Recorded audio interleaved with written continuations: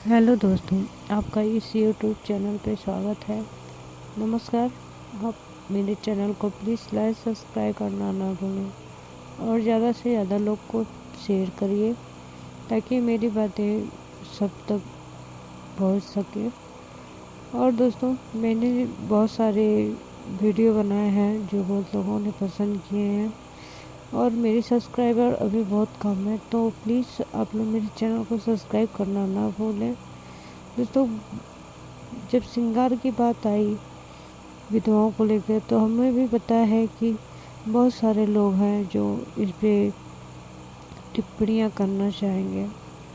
टिप्पणियाँ भी कह सकते हैं, और कुछ उनके मानसिक चीज़ों में जो उलझने होती हैं कि ऐसा क्या हो सकता है कि एक विधवा को श्रृंगार करने की आवश्यकता पड़ सकती है।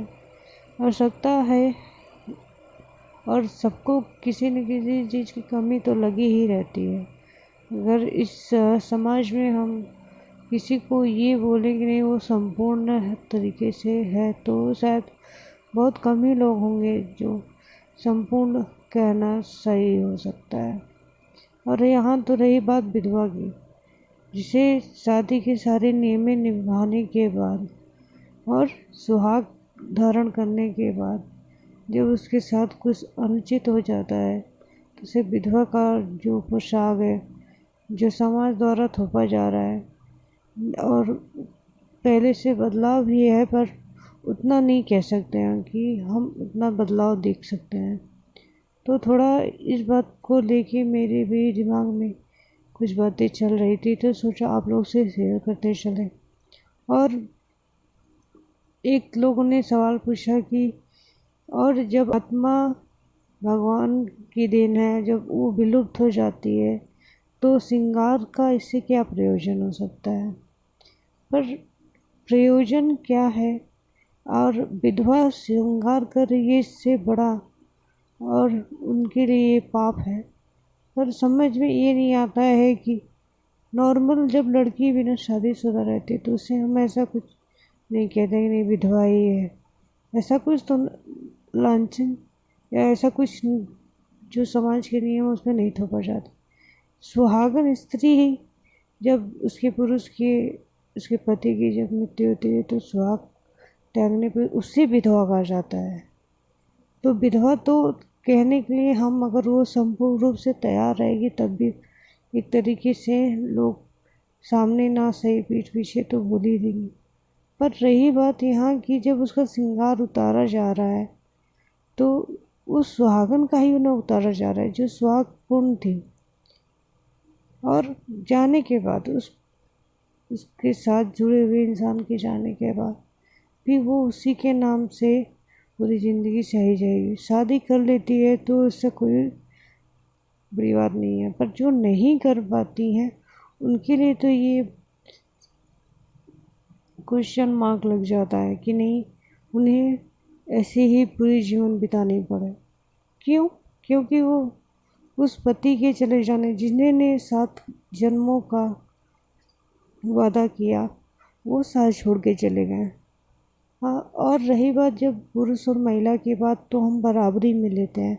ये पुरुष महिला आज के समाज में बराबर कैसे बराबर है? अगर आज किसी पुरुष की महिला जाती है, तो उसे तो कई हद तक उसे हम नहीं कह सकते हैं कि नहीं, बहुत से लोगों बोलेंगे कि नहीं क्या कड़वी बातें बोली जा रही है, पर होता है जब अगर किसी पुरुष की महिला चली जाए, तो उसके लिए तो बहुत छूट है, बहुत आज़ादी है। पर रही बात जब महिला की, तो उसके लिए एक एक से नियम निकाले जाते हैं। यहाँ तक कि जिनको बोलना नहीं आता, वो समाज में मुंडी उठाकर उस विधवा पे उंगली उठाने की कोशिश क्या, और कुछ हद तक करते ही रहते हैं। तो बस आप भी इस बारे में सोच सकते हैं कि जब इतनी सारी चीज़ें एक अबला पर थोपी जाती है, जो ये परिस्थिति के मारी हुई होती है, जो समाज द्वारा पीड़ा सहन कर रही होती है, और उसके ऊपर और हम चीज़ें थोप रहे हैं। एक भार उठाए हुए इंसान पर और भार थोपेंगे तो कैसे वजन उठा सकता है।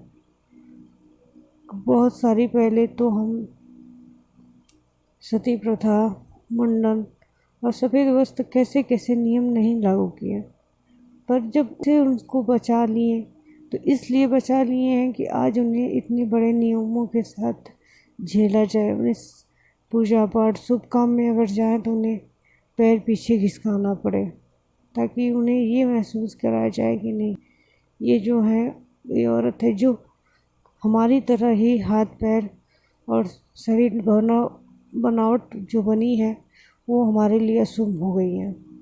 तो ये जो चीज़ें हैं मानसिक है, ये श्रृंगार से ही दूर हो सकती हैं। मेरा मानना तो ये है कि अगर वो श्रृंगार कर लेंगी तो हमारे बराबर जैसे दिखती थी वैसे दिखेंगी।